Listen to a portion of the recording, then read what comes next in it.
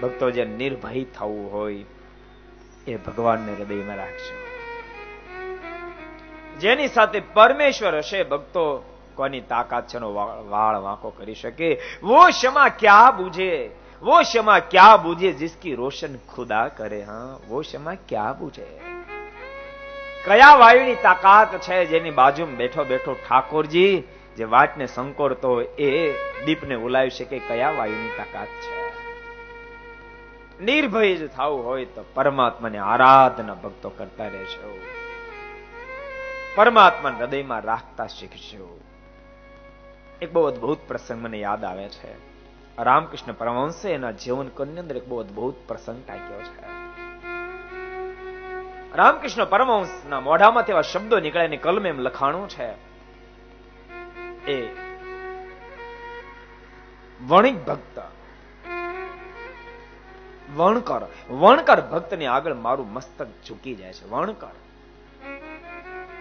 વણકર એટલે ખૂબ નીચી જ્ઞાતિ, વણકર જ્ઞાતિનો માણસ પણ પરમાત્માની અંદર તરબતર થયેલો પુરુષ. ઘટના ઘટી, એક દાડો પોતાના ઘરને ઓટલે એ કાપડ વણતો હોય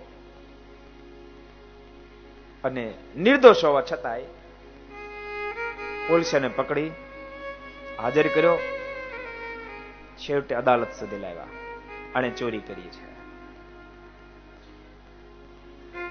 જજ સાહેબે પ્રશ્ન કર્યો, આ બાબતમાં તારે કઈ કેવું છે?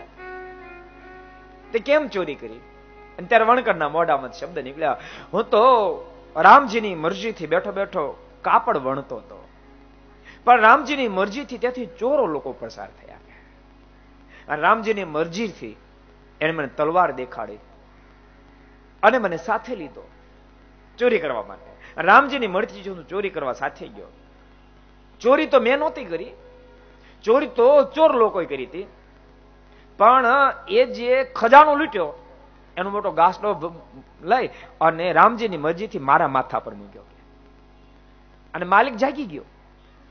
ચોર લોકો બધા ભાગી ગયા. રામજીની મરજીથી હું પકડાઈ ગયો અને રામજીની મરજીથી મને અહીંયા લાવવામાં આવ્યો. અને રામજીની મરજીથી જે સજા થશે એ હું ભોગવી લઈશ. અને આટલા શબ્દ સાંભળતાની સાથે રામકૃષ્ણ પરમહંસના કલમે શબ્દો કંડારાયા. જજના મુખમાંથી શબ્દ નીકળ્યા, રામજીની મરજીથી તો નિર્દોષ મુક્ત કરવામાં આવ્યા છે. કોણ બગાડી શકે? વો ક્ષમા ક્યા બુझे जिसकी रोशन खुदा करे.